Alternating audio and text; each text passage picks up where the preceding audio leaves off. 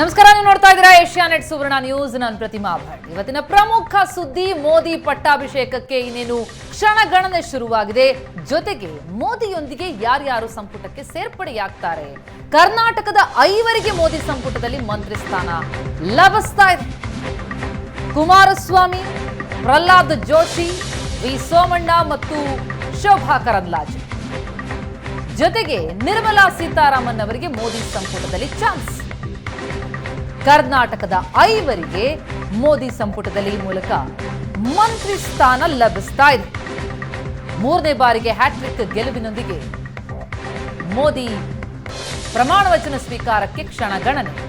ಈ ಸಂದರ್ಭದಲ್ಲಿ ಕುಮಾರಸ್ವಾಮಿ ಮತ್ತು ಪ್ರಹ್ಲಾದ್ ಜೋಶಿ ಅವರಿಗೆ ಕ್ಯಾಬಿನೆಟ್ ದರ್ಜೆ, ಸೋಮಣ್ಣ ಮತ್ತು ಶೋಭಾ ಕರಂದ್ಲಾಜೆಗೆ ರಾಜ್ಯ ಖಾತೆ ಲಭಿಸ್ತಾ ಇದೆ. ಈ ಮೂಲಕ ಇಬ್ಬರು ಒಕ್ಕಲಿಗ, ಒಬ್ಬ ಬ್ರಾಹ್ಮಣ, ಒಬ್ಬ ಲಿಂಗಾಯತರಿಗೆ ಸ್ಥಾನ ಕೊಟ್ಟಂತಾಗಿದೆ. ಜೆಡಿಎಸ್ನಿಂದ 1, ಬಿಜೆಪಿಯಿಂದ 4 ರಾಜ್ಯದಿಂದ ಮಂತ್ರಿ ಭಾಗ್ಯ. ಕರ್ನಾಟಕದಿಂದ ರಾಜ್ಯಸಭಾ ಸದಸ್ಯರಾಗಿದ್ದಾರೆ ನಿರ್ಮಲಾ ಸೀತಾರಾಮನ್. ಈ ಬಾರಿಯೂ ಮತ್ತೊಮ್ಮೆ ಮೋದಿ ಕ್ಯಾಬಿನೆಟ್ಗೆ ಸೇರ್ಪಡೆಯಾಗ್ತಿದ್ದಾರೆ.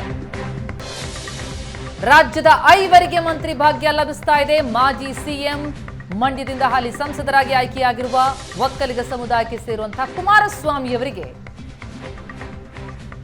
ಮಂತ್ರಿ ಭಾಗ್ಯ ಲಭಿಸ್ತಾ ಇದೆ.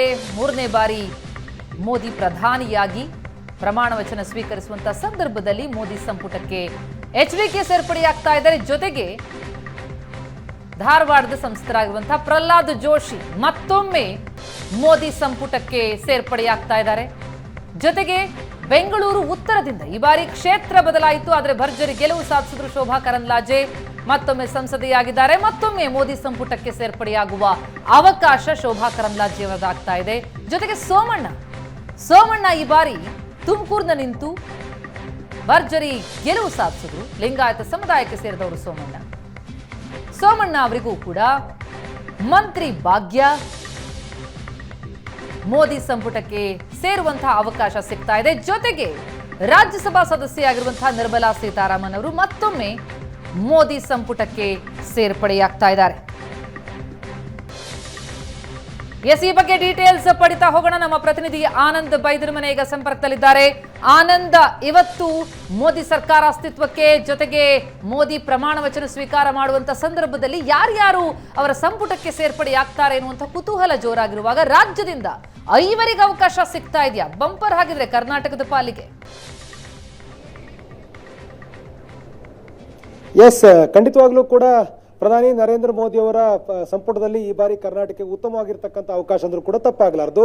ಕಳೆದ ಬಾರಿಯೂ ಕೂಡ 5 ಸಚಿವ ಸ್ಥಾನಗಳು ಕರ್ನಾಟಕಕ್ಕೆ ಲಭ್ಯ ಆಗಿತ್ತು. ಈ ಬಾರಿಯೂ ಕೂಡ 5 ಸಚಿವ ಸ್ಥಾನಗಳು ಬಂದಿರತಕ್ಕಂಥದ್ದು ಒಂದು ವಿಶೇಷ ಅಂದ್ರೂ ಕೂಡ ವಿಶೇಷ. ಯಾಕೆಂತಂದ್ರೆ ಈ ಬಾರಿ ಕರ್ನಾಟಕದಲ್ಲಿ ಅಂದ್ರೆ ಕಳೆದ ಬಾರಿಯ ಸಂಖ್ಯಾಬಲಕ್ಕೆ ಹೋಲಿಸಿದರೆ 17 ಸ್ಥಾನಗಳನ್ನು ಮಾತ್ರ ಈ ಬಾರಿ ಕರ್ನಾಟಕದಲ್ಲಿ ಬಿಜೆಪಿ ಗೆದ್ದಿದೆ. ಆದರೆ ಮೈತ್ರಿಕೂಟದಿಂದಲೂ ಕೂಡ ಇಬ್ಬರು ಗೆದ್ದಿರುವಂತಹ ಹಿನ್ನೆಲೆಯಲ್ಲಿ 19 ಸ್ಥಾನಗಳನ್ನು ಕರ್ನಾಟಕದಲ್ಲಿ ಗೆದ್ದಂತಾಗಿದೆ. ಆ ಕಾರಣಕ್ಕಾಗಿ ಕರ್ನಾಟಕವನ್ನು ಕೂಡ ಅತ್ಯಂತ ಪ್ರಮುಖವಾಗಿ ಪರಿಗಣಿಸಿರ್ತಕ್ಕಂಥ ಬಿಜೆಪಿ ನಾಯಕತ್ವ ಕರ್ನಾಟಕದಿಂದ ಬಿಜೆಪಿಯ ಒಟ್ಟು ಅಂದ್ರೆ ಬಿಜೆಪಿಯ ಪ್ರಮುಖರಾಗಿರ್ತಕ್ಕಂಥ ಏನು ಪ್ರಹ್ಲಾದ್ ಜೋಶಿ ಅವರನ್ನು ಒಳಗೊಂಡಂತೆ ಈ ಬಾರಿ ಎಲ್ಲರಿಗೂ ಅವಕಾಶ ಕೊಡ್ತಕ್ಕಂಥ ಒಂದು ನಿರ್ಣಯವನ್ನು ಮಾಡಿದೆ. ಹಾಗಾಗಿ ಇವತ್ತು ಕನ್ನಡದ 5 ಮಂದಿ ಸಚಿವ ಸಂಪುಟದಲ್ಲಿ ಅವಕಾಶವನ್ನು ಪಡ್ಕೊಳ್ತಾ ಇದ್ದಾರೆ.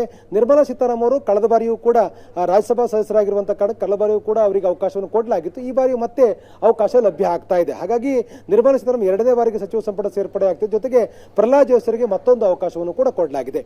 ಇದರ ಜೊತೆಗೆ ಮುಖ್ಯವಾಗಿ ಮೊದಲ ಬಾರಿಗೆ ಸಂಸದರಾಗಿರ್ತಕ್ಕಂಥ ವಿ ಸೋಮಣ್ಣ ಅವರು ಒಂದು ಜಾಕ್ಪಾಟ್ ಆದರೂ ಕೂಡ ತಪ್ಪಾಗಲಾರದು. ಕಳೆದ 1 ವರ್ಷದ ಹಿಂದೆ ನಡೆದಂತ ವಿಧಾನಸಭಾ ಚುನಾವಣೆಯಲ್ಲಿ 2 ಕ್ಷೇತ್ರಗಳಲ್ಲಿ ಸ್ಪರ್ಧೆ ಮಾಡಿ ಸೋಲನ್ನು ಅನುಭವಿಸಿದ ಸೋಮಣ್ಣ ಅವರು ಈ ಬಾರಿ ತುಮಕೂರು ಲೋಕಸಭಾ ಕ್ಷೇತ್ರದಲ್ಲಿ ಸ್ಪರ್ಧೆ ಮಾಡಿ ಗೆಲುವನ್ನು ಸಾಧಿಸಿದ್ರು. ಹಾಗಾಗಿ ತುಮಕೂರಿನಿಂದ ಗೆಲುವನ್ನು ಸಾಧಿಸಿರ್ತಕ್ಕಂಥ ಸೋಮಣ್ಣ ಅವರಿಗೆ ಅವಕಾಶಗಳು ಲಭ್ಯ ಆಗಿದೆ. ಇನ್ನೊಂದು, ಕಳೆದ ಬಾರಿಯೂ ಕೂಡ ಕೇಂದ್ರದಲ್ಲಿ ಸಚಿವರಾಗಿದ್ದಂತ ಏನು ಶೋಭಾ ಕರಂದ್ಲಾಜೆಗೆ ಮತ್ತೊಂದು ಅವಕಾಶವನ್ನು ಕೂಡ ಕೊಡಲಾಗಿದೆ. ಕಳೆದ ಬಾರಿ ಏನು ಸ್ಪರ್ಧೆ ಮಾಡಿದ ಕ್ಷೇತ್ರವನ್ನು ಬಿಟ್ಟು ಬೆಂಗಳೂರು ಉತ್ತರಕ್ಕೆ ಬಂದಾಗ ಸಹಜವಾಗಿ ಅವರ ಸ್ಪರ್ಧೆ ಬಗ್ಗೆ ವಿರೋಧ ಪರವಾಗಿರ್ತಕ್ಕಂಥ ಅಭಿಪ್ರಾಯಗಳು ಇತ್ತು. ಆದರೂ ಕೂಡ ಅತ್ಯಂತ ದೊಡ್ಡ ಮಾರ್ಜಿನ್ ಗೆದ್ದಿರತಕ್ಕಂಥ ಶೋಭಾ ಕರಂದ್ಲಾಜೆ ಅವರು ಈ ಬಾರಿ ಸಚಿವ ಸಂಪುಟಕ್ಕೆ ಮತ್ತೆ ಸೇರ್ಪಡೆ ಆಗ್ತಾ ಇದ್ದಾರೆ. ಪ್ರಹ್ಲಾದ್ ಜೋಶಿ ಅವರು ಶೋಭಾ ಕರಂದ್ಲಾಜೆ ಮತ್ತೊಂದು ಅವಕಾಶ ಪಡ್ಕೊಂಡಿದ್ರೆ, ನಿರ್ಮಲಾ ಸೀತಾರಾಮನ್ ಅವರು ಕೂಡ ರಾಜ್ಯಸಭಾ ಕೋಟದಿಂದಲೂ ಕೂಡ ಅವರು ಅವಕಾಶವನ್ನು ಪಡೆದಿದ್ದಾರೆ. ಸೋಮಣ್ಣ ಅವರು ಕೂಡ ಅವಕಾಶ ಪಡೆಯುವ ಮೂಲಕ ಒಂದು ರೀತಿ ಅಚ್ಚರಿ ಅಂದ್ರೂ ಕೂಡ ತಪ್ಪಾಗಲಾರದು. ಇನ್ನು ಸಹಜವಾಗಿ ಮಿತ್ರಕೂಟದ ನಾಯಕರಾಗಿರ್ತಕ್ಕಂಥ ಜೆಡಿಎಸ್ನ ಮಾಜಿ ಮುಖ್ಯಮಂತ್ರಿ ಆಗಿರುವಂತಹ ಕುಮಾರಸ್ವಾಮಿ ಅವರು ಮಂಡ್ಯದಿಂದ ಸಂಸದರಾಗಿದ್ದಾರೆ. ಅವರಿಗೆ ಅವಕಾಶಗಳು ಸಿಗ್ತಾ ಇದೆ. ಹಾಗಾಗಿ ಒಟ್ಟು ಕರ್ನಾಟಕದ ಪಾಲಿಗೆ 5 ಅಂದ್ರೆ ಸದಸ್ಯರುಗಳು 5 ಸಂಸದರುಗಳು ಈ ಬಾರಿ ಸಚಿವ ಸಂಪುಟದಲ್ಲಿ ಅವಕಾಶವನ್ನು ಪಡ್ಕೊಂಡಿದ್ದಾರೆ. ನಿಜವಾಗ್ಲೂ ಕೂಡ ಕಳೆದ ಬಾರಿ ಹೇಗಿತ್ತು ಅದೇ ರೀತಿ ಈ ಬಾರಿಯೂ ಕೂಡ 5 ಅವಕಾಶಗಳನ್ನ ಕೊಟ್ಟಂತಾಗಿದೆ. ಇದು ಒಂದ್ ರೀತಿ ಕರ್ನಾಟಕ ಒಂದ್ ರೀತಿ ಲಕ್ ಅಂದ್ರೂ ಕೂಡ ಬಂಪರ್ ಅಂದ್ರೂ ಕೂಡ ತಪ್ಪಾಗಲಾರದು. ಆನಂದ್, ಏನ್ ಲೆಕ್ಕಾಚಾರ ನಾವೀಗ ಗಮನಿಸ್ತಾ ಇದೀವಿ? ಇಬ್ಬರು ಒಕ್ಕಲಿಗ, ಒಬ್ಬ ಬ್ರಾಹ್ಮಣ, ಒಬ್ಬ ಲಿಂಗಾಯತರಿಗೆ ಸ್ಥಾನ ಸಿಗ್ತಾ ಇದೆ. ಜೊತೆಗೆ ನೋಡ್ತಾ ಹೋದ್ರೆ ಮೋದಿ 2.0 ಅಂದ್ರೆ ಹಿಂದಿನ ಸರ್ಕಾರದಲ್ಲಿ ಸೇವೆ ಸಲ್ಲಿಸಿದಂತಹ 3 ಈ ಬಾರಿಯೂ ಕೂಡ ಕಂಟಿನ್ಯೂ ಆಗ್ತಾ ಇದ್ದಾರೆ. ಜೊತೆಗೆ JDS ಮೈತ್ರಿನಾಗಿ ಕುಮಾರಸ್ವಾಮಿ ಸಿಕ್ಕಿದೆ. ಸೋಮಣ್ಣ ಒಂದು ಅಚ್ಚರಿ ಹೆಸರು ಕೇಳಿ ಬರ್ತಾ ಇರೋದು. ಲೆಕ್ಕಾಚಾರ ಏನು ಹಾಗಿದ್ರೆ ಈ 5 ಅವಕಾಶ ಸಿಗ್ತಾ ಇರೋದ್ರ ಹಿಂದೆ? ಎಸ್, ಹಾಗೆ ನೋಡಿದ್ರೆ ಕರ್ನಾಟಕದ ಒಟ್ಟು ಜಾತಿ ಸಮೀಕರಣದ ಲೆಕ್ಕಾಚಾರವನ್ನು ಗಮನಿಸಿದರೆ ರಾಜಕಾರಣದಲ್ಲಿ ಹೇಳ್ತಕ್ಕಂಥ ಮೇಲ್ವರ್ಗಕ್ಕೆ ಸೇರಿರ್ತಕ್ಕಂಥ ಸಮುದಾಯಗಳಿಗೆ ಆದ್ಯತೆ ಕೊಡ್ತಕ್ಕಂಥ ಪ್ರಯತ್ನ ಆಗಿದೆ ಅಂದ್ರೂ ಕೂಡ ತಪ್ಪಾಗಲಾರದು. ಈ ಬಾರಿ ಆದರೂ ಕೂಡ ಅಂದ್ರೆ ಹಿಂದುಳಿದ ಇಲ್ಲವೇ ದಲಿತ ವರ್ಗಕ್ಕೆ ಅವಕಾಶಗಳು ಲಭ್ಯ ಆಗಬಹುದು ಅಂತ ಚರ್ಚೆ ಇತ್ತು. ಆದರೆ ಪ್ರಮುಖವಾಗಿರ್ತಕ್ಕಂಥ ಮೇಲ್ವರ್ಗಕ್ಕೆ ಈ ಬಾರಿ ಅವಕಾಶಗಳು ಸಿಕ್ಕಿದೆ ಅಂದ್ರೆ ಕೂಡ ತಪ್ಪಾಗಲಾರದು. ಯಾಕಂದ್ರೆ ಕಳೆದ ಬಾರಿಯೂ ಕೂಡ ಪ್ರಹ್ಲಾದ್ ಜೋಶಿ ಅವರು ಮಂತ್ರಿಯಾಗಿ ಕೆಲಸ ಮಾಡಿದ್ರು. ಈ ಬಾರಿಯೂ ಕೂಡ ಅವರಿಗೆ ಮತ್ತೆ ಅವಕಾಶವನ್ನು ಕೊಡಲಾಗಿದೆ. ನಿರ್ಮಲಾ ಸೀತಾರಾಮನ್ ಅವರು ಕೂಡ ಅದೇ ಕೋಟದಲ್ಲಿ ಅಂದ್ರೆ ಬ್ರಾಹ್ಮಣ ಸಮುದಾಯಕ್ಕೆ ಸೇರಿರ್ತಕ್ಕಂಥ ನಿರ್ಮಲಾ ಸೀತಾರಾಮನ್ ಅವರಿಗೂ ಅವಕಾಶವನ್ನು ಕೊಟ್ಟಿದ್ದಾರೆ. ಆದರೆ ಇಲ್ಲಿ ಜಾತಿ ಸಮೀಕರಣಕ್ಕೆ ಬದಲಾಗಿ ನಿರ್ಮಲಾ ಸೀತಾರಾಮನ್ ಅವರಿಗೆ ಒಂದು ಸಂಘಟನೆ ಮತ್ತು ದೇಶದ ಒಟ್ಟಾರೆ ಆಡಳಿತದ ಹಿನ್ನೆಲೆಯಲ್ಲಿ ಅವರನ್ನು ಸಂಪುಟಕ್ಕೆ ಸೇರ್ಪಡೆ ಮಾಡಿಕೊಳ್ತಕ್ಕಂಥದ್ದು ಅಗತ್ಯ ಮತ್ತು ಅನಿವಾರ್ಯ ಆಗಿತ್ತು ಅನ್ನುವಂಥ ಚರ್ಚೆ ಇದೆ. ಆ ಕಾರಣಕ್ಕಾಗಿ ಅವರಿಗೆ ಕರ್ನಾಟಕದ ರಾಜ್ಯಸಭಾ ಸದಸ್ಯರಾಗಿದ್ದರೂ ಕೂಡ ಅವರಿಗೆ ಅವಕಾಶ ಕೊಡುವ ನಿರ್ಧಾರವನ್ನು ಮಾಡಲಾಗಿದೆ. ಜಾತಿ ಸಮೀಕರಣದ ಹೊರತಾಗಿಯೂ ಸಂಪುಟದಲ್ಲಿ ನಿರ್ಮಲಾ ಸೀತಾರಾಮನ್ ಅವರ ಅಗತ್ಯ ಮತ್ತು ಅನಿವಾರ್ಯತೆ ಕಾರಣಕ್ಕಾಗಿ ಚಾನ್ಸ್ ಸಿಕ್ಕಿದೆ.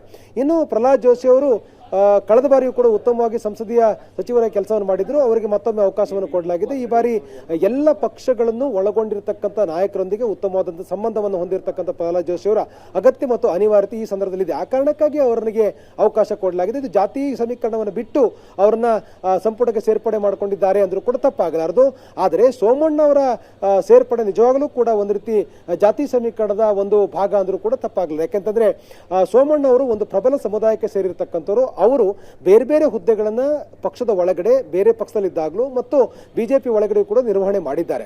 ಸಚಿವರಾಗಿ ಕೆಲಸ ಮಾಡಿದ್ದಾರೆ, ಪಕ್ಷದ ಹುದ್ದೆಯಲ್ಲಿ ಕೆಲಸ ಮಾಡಿದ್ದಾರೆ ಮತ್ತು ವಿವಿಧ ಸಮುದಾಯಗಳ ನಾಯಕರೊಂದಿಗೆ ಉತ್ತಮವಾದ ಸಂಬಂಧಗಳು ಕೂಡ ಇದೆ. ಹಾಗಾಗಿ ಹಳೆ ಮೈಸೂರು ಭಾಗದಲ್ಲಿ ಬರ್ತಕ್ಕಂಥ ಪ್ರಮುಖ ಸಮುದಾಯವಾಗಿರ್ತಕ್ಕಂಥ ಲಿಂಗಾಯತ ಸಮುದಾಯವನ್ನು ಪ್ರತಿನಿಧಿಸತಕ್ಕಂಥ ಏನು ಸೋಮಣ್ಣ ಅವರಿಗೆ ಈ ಬಾರಿ ಮತ್ತೆ ಅವಕಾಶ ಕೊಡಲಿಲ್ಲ. ಯಾಕಂದ್ರೆ ಕಳೆದ ಬಾರಿಯೂ ಕೂಡ ಭಗವಂತ ಖೂಬಾ ಅವರಿಗೆ ಅವಕಾಶವನ್ನು ಕೊಡಲಾಗಿತ್ತು. ಈಗ ಅವರು ಸೋಲನ್ನು ಅನುಭವಿಸಿರುವಂತಹ ಹಿನ್ನೆಲೆಯಲ್ಲಿ ಅದೇ ಸಮುದಾಯಕ್ಕೆ ಸೇರಿರ್ತಕ್ಕಂಥ ಸೋಮಣ್ಣ ಅವರು ಚಾನ್ಸ್ ಪಡೆದಿದ್ದಾರೆ. ನಿಜವಾಗ್ಲೂ ಕೂಡ ಇದು ಇತ್ತೀಚಿನ ಕೆಲ ದಿನಗಳು ನಡೆದಿರ್ತಕ್ಕಂಥ ಬೆಳವಣಿಗೆಯಲ್ಲಿ ಅಚ್ಚರಿಯಾಗಿರ್ತಕ್ಕಂಥ ಒಂದು ಆಯ್ಕೆ ಅಂದ್ರೂ ಕೂಡ ತಪ್ಪಾಗಲಾರದು. ಸೋಮಣ್ಣ ಅವರ ಆಯ್ಕೆ ಸಂಬಂಧಪಟ್ಟಕ್ಕೆ ಪಕ್ಷದ ಒಳಗಡೆಯೂ ಕೂಡ ಒಂದಷ್ಟು ವ್ಯತ್ಯಾಸದ ಮಾತುಗಳಿತ್ತು. ಆದರೂ ಕೂಡ ಅವರು ಇವ ಸಂಪುಟಕ್ಕೆ ಸೇರ್ಪಡೆ ಆಗ್ತಿದ್ದಾರೆ ಅಂದ್ರೆ ನಿಜವಾಗ್ಲೂ ಕೂಡ ಅಚ್ಚರಿ ಅಂದ್ರೂ ಕೂಡ ತಪ್ಪಾಗಲಾರದು. ಥ್ಯಾಂಕ್ ಯು ಸೋ ಮಚ್ ಅನಂತ ಮೇರ ಮಾಹಿತಿಗೆ.